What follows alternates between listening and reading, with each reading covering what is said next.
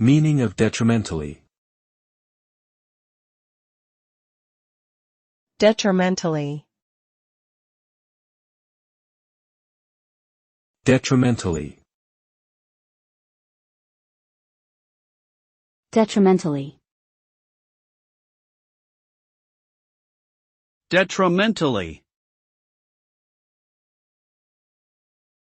Detrimentally means in a way that causes harm or damage. When something is done detrimentally, it has a negative impact on the situation or person involved. For example, if a company introduces a new policy that detrimentally affects the morale of its employees, this would mean that the policy has caused harm to the employees' motivation and productivity. Similarly, if an individual consumes a substance that detrimentally affects their health, this means that the substance has caused damage to their well-being. In short, doing something detrimentally means causing harm or damage to oneself or others.